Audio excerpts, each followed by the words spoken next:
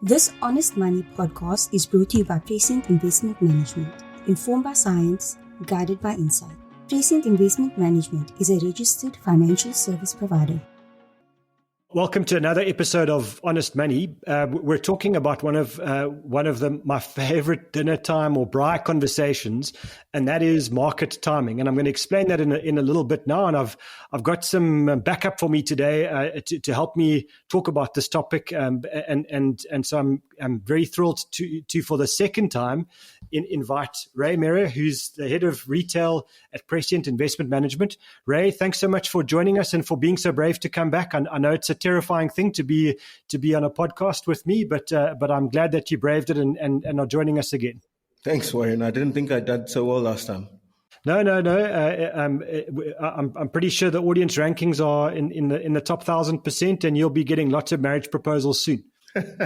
So we're talking about market timing, and I think maybe just to give a bit of context to this, market timing is something that is so obvious and so easy once it's happened, once we've got perfect hindsight, and it impacts on many different aspects of investment. So, for example, when stock markets are crashing, then we look at it and we go, well, that was obvious that the markets were going to crash. And, any idiot could have predicted that the market was going to fall on the 14th of October, 2019 at 3:00 in the afternoon. How could you have got it wrong?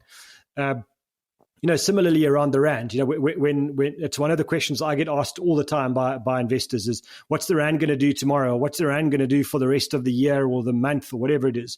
And all of those are market timing conversations. And if it's so easy and so obvious with hindsight, Ray, I mean, is it an investment strategy that we can actually implement on a reliable basis? Warren, there are very few more controversial topics in investment management than market timing. I suppose some people think it's absolutely impossible, and others think that they can do it perfectly. And of course, they'll charge you a small fortune to do it for you. My opinion, look, I think the thing is, it's probably impossible to do it correct consistently over time, all the time. If you could, you probably would be. If you and I could do it, we'd be sitting on an island sipping mocktails right now. Well, I don't think I'd be sipping the mocktail, but I'll go with you there. I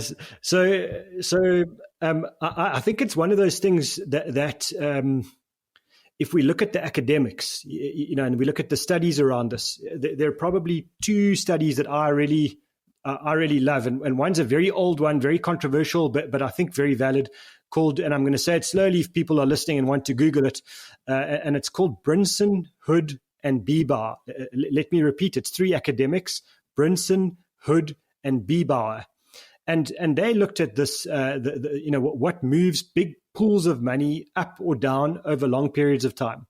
And when they attributed the kind of drivers of moving portfolios of money up or down, what they found were three key factors. And the one was something you and I have discussed on an earlier show, and that was the asset mix or asset allocation decision. The second one is choosing the right share, the right bond, the right property. So broadly, stock picking. And then the last factor was market timing. And what they found was, in the real world with real money, market timing has a 2% impact on moving money up or down over a long period of time. Now, 2%, to give you an idea, with something as complex as investing money, 2% is not worth focusing on. You should, if you want to focus on 2%, focus on how you reduce costs by 2%. Don't try and get a 2% movement in your money from becoming a market timer, because that might derail an entire investment plan. If you consistently focus on market timing, the likelihood is you lose money consistently over long periods of time. You don't make money, and I think it's a key point here. The other academic kind of basis that I think is important is something called the Behaviour Gap. And it's a company called Delbar that analyzed the behavior gap every year. And I would encourage our listeners to go and do a little bit of Googling on it, because the behavior gap costs investors about half of the returns that they could get. And I believe it's partly about a failure to manage emotions around investments, and I think that's an important thing. But secondly, it's this temptation to be a market timer. And I think, Ray, when we look at this and we talk about investments, you and I, we talk about it a lot. Market timing, you're right. It is controversial. It is a debatable point, but I think it's because it's so obvious in hindsight. I'm not convinced that it's obvious with foresight, that you can sit down and make a calculated decision with confidence. I agree, Warren. And in fact, for those people who actually would waste their time on that 2%, another study was done by, I think it was an American asset manager called Charles Schwab, where they, in 2021, looked at the 5 different investment strategies over a 20-year period.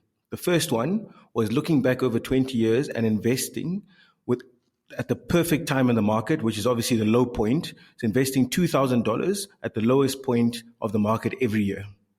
The second strategy was investing $2,000 per year, but on the first day of trading of the market. So in this case, in South Africa, early January, you invest $2,000 every year for 20 years. The third one, they decided to divide your $2,000 by 12 and invest it on the first day of the month every year. So it's about $166 a month every year. And then the fourth strategy was if you did the opposite of number one, and you invested at the highest point of the market, so the worst point to invest. Every year, you put in your $2,000 for 20 years. And then the fifth one was not investing at all and putting your money in cash. Now, like you just said, obviously, if you had perfect hindsight, the number one would have won, because they would have invested at every single point in the market at the lowest point. But that is a very difficult thing to do, as we've said, and to do it well and consistently and on time every single time is virtually impossible. What they actually saw was number 2 and 3. So number 2 was the person who invested $2,000 on the first trading day of the month. And then number 3 was the person who split their money into 12 portions and invested on the first trading day every month. They went too far off. Like you said, with that extra amount, that I think they said that those 2 strategies were within 11% of the first strategy. So it wasn't, for the amount of time and effort you try and kind of time the market, it's not really worth it. And then for the fourth investor, so people think that sitting in cash, you may be better off than investing at the worst time in the market. But actually, even the person who invested at the worst time once a year in the market still ended up being 3 times higher than the person just sitting in cash, avoiding the market completely. So I think there are a couple of big key lessons there, and one is, if you don't know what to do, you don't know what the state of markets are, then doing nothing is still a terrible outcome. You're still going to get a really lousy investment return, and that's the example of the person sitting in cash. So if you don't know what to do, and the truth is, we as investors need to be fairly humble in the investment markets, because we don't know what's going to happen tomorrow. Forget about what's going to happen over a decade. And so, maybe the key is, if you don't know how you want to invest or what's going to happen in markets, then do the regular thing. In other words, do a monthly debit order, or invest every 6 months or every year at least. But don't sit on the sidelines waiting, because then you're practicing the art of market timing. Then you're practicing what we know is going to work perfectly against you, not in your favor. And so I think that it's a key point here. The I don't know answer, or I'm going to wait for things to get better kind of suggestion. Unfortunately, when the media tells us that things are better, it's usually once the stock markets have already had a nice big run, because stock markets start to recover and things start to get better in markets long before the news gets better, long before we as kind of the general population in the world become fairly optimistic again. So you can't wait until the next braai or the next dinner party for your friends to tell you that they're feeling better before you start investing. It's too late by then. And I think the key here is stay invested if you've got money in markets, but critically, if you've got money to invest, don't sit there. Don't sit on the sidelines waiting. It's just an awful strategy. And I think, that study that you're quoting now, Ray, is just such an objective view. It's not, you can't argue the numbers. Don't do it. It's a waste of time. Yeah. And I'll never forget when I started working probably 12, 15 years ago, our company gave us these papers and we didn't know what to do. They just said, choose a fund. Like most companies, HRs do. They don't tell you what to invest in. They just tell you to do it. And if you're a new starter, you didn't have to do it. You could wait because you had a probation period of a year or something. You didn't have to do anything. Just take all your money and then you can start. It was only compulsory a year later. I decided to start, and I remember clearly it was like $500 a month. that I had to take off my little salary. And my colleague next door to me, he looked at me and he thought I was crazy. He said, why? They're giving us the option to not pay in for a full year. Can you imagine how much money that is? And sure as Bob, a year later, we looked back and he was starting his and mine had kind of, look, it was only $500 a month, but for us back then, it was actually quite a bit. And what it had done in 12 months versus his, he hadn't even started yet. And I'm sure today when you look back, just that year alone, and the even though it was a small amount, just starting for me, I reckon the compound effect of that would be much more. It will come out longer in the longer term. And I think the interesting thing about market timing is that some of the best returns, the best days in stock market history, happen when the world feels like it's falling apart. So if you jump back to kind of 2008, one or two of the very best days in stock market history happened around 2008 when we were in theory hours away from the financial system collapsing in the Western world, and the reason why the market would have a fantastic day would be a piece of news that the Reserve Bank in America, it's called the Federal Reserve, decided to bail out some financial institutions, or they decided to inject money into the whole economic system in America. It was a completely unpredicted, unforecastable event, and it causes the markets to jump up 8 or 10% on a day. And if you're sitting there and saying, I'm going to wait for things to get better, you're waiting until probably 2011, 2012, once the markets have had a massive recovery before you start investing, because that's about the time that the newspapers and the social media tell you that things are better. And I think it's a key point here. Market timing requires 3 decisions every time you want to be a market timer. You've got to decide to buy an asset when it's cheap. Then you've got to hold it until it becomes expensive. Then you've got to sell it. That's your second decision. And then you've got to make the hardest decision of all. And that is you've got to buy that asset again when it's cheap again. And in my experience, looking at this, both in South Africa and around the world, both for myself as an investor and all the professional money managers that I monitor, that they might get 1 or 2 decisions right. In other words, they might buy something when it's fairly cheap, and they might sell it when it's fairly expensive. But almost universally, they all get the last decision wrong. They get to buy that asset again after it's become cheap again, that they make that decision consistently wrong. And it's not because they're bad. It's because it's an impossibility. It's not something we can do as human beings. So I think it's a key point here. Yeah, and remember, Warren, different people are in the market for different reasons. Some guys, they're a day trader. He's trading, by the hour or by the minute, and they're looking for completely different things. So the market, and that's why it's so difficult to time the market, because you may think that something is so obvious and clear, and yet the people on the opposite side of your trade are seeing completely the opposite thing to what you're seeing.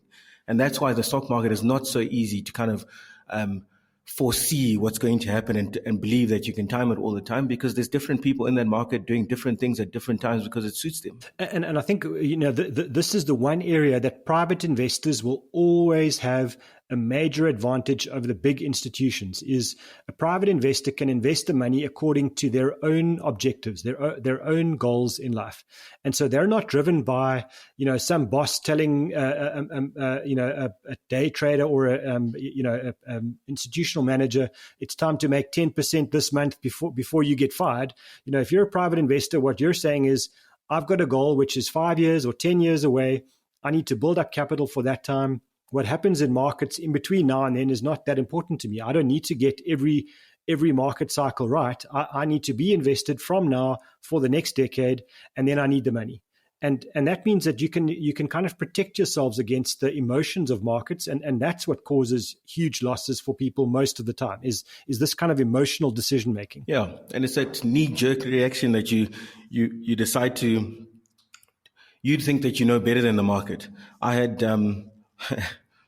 this is something I shouldn't admit out loud, but I still do. I had 2 portfolios, 2 RAs, because one was, I don't know if you remember back in the day before Regulation 28, you could have one account that wasn't grandfathered and something that they called grandfathered afterwards. So one could be 100% equities.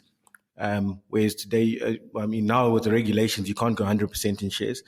And I created another one, which was Regulation 28. And I thought I knew smart. I thought I was better than the market. And I decided to do my own asset allocation and my own timing. And in hindsight, when I look at the return between those two investments, which are pretty much, if you look at them from a time period perspective, one just stayed in one investment because I wasn't allowed to get out of it. The other one I was allowed to chop and change, and I did chop and change by myself. And in hindsight, I probably would have done better just having kind of stuck with one fund and stuck out the ride and not thought that I'd known better than the market. And that's my biggest life lesson from comparing two funds. And now that second retirement annuity is now stuck in one fund, and I haven't touched it in about 2 years now. And what do you know? It's actually doing probably better than what would have happened had I been managing it actively myself. We're changing the name of the show from Honest Money to Money Confessions, and there's our first one, Ray. And I must say, I mean, that's the beautiful thing about stock markets is that the moment we feel like we've got a grip on them, they tend to humble us as fast as possible. It's I imagine it's a bit like having a toddler. You can never feel like you've got this. They'll always find a way to humble you, and markets are exactly the same. And so, Ray, we're running short on time, and I thought, just to give you the opportunity, if there was something else that we needed to tell our listeners about market timing before I ask you one of my favorite trick questions. I suppose it's the old cliche. Time in the market is much more important than timing the market. Absolutely. I mean, I think that's a valuable life lesson.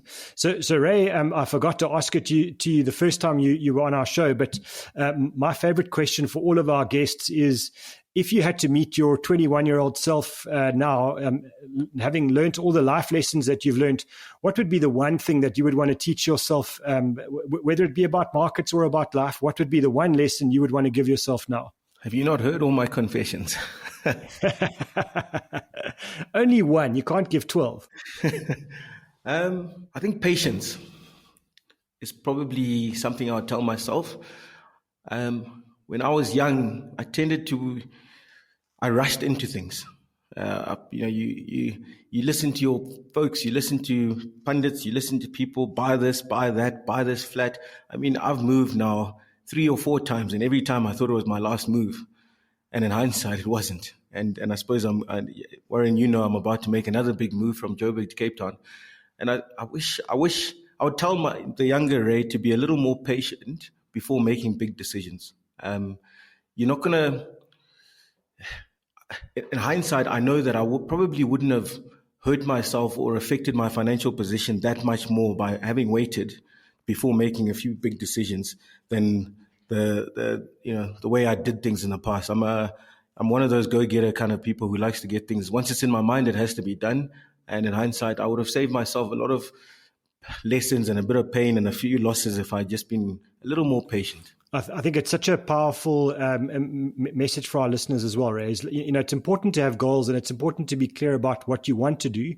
But it doesn't mean you have to rush headlong into these, into decisions straight away. You can make a decision, but it doesn't mean you need to action it.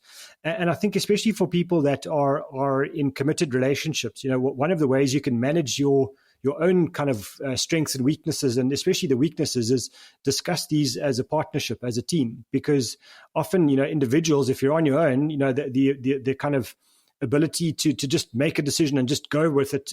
There's no one to kind of hold you back and talk to you about these things and soundboard. And I think that's a powerful thing for the world of money is, if you operate as a team and you kind of check your ideas with each other. I know for me, I'm always quick to buy my secondhand cars as fast as possible. And it's my spreadsheet queen wife that will make me be slow on those. And it's always been better to be, the better decision was always to be slow on especially buying decisions. So I think it's a great life lesson. Thank you, Ray. Ray Mhere, Head of Retail at Prescient Investment Management. It was a real pleasure to have you on the show. I'm hoping that we can lure you onto the show again, and we'll chat again. Thank you, Warren. Really enjoyed that. Prescient Investment Management. Informed by science, guided by insight. Prescient Investment Management is a registered financial service provider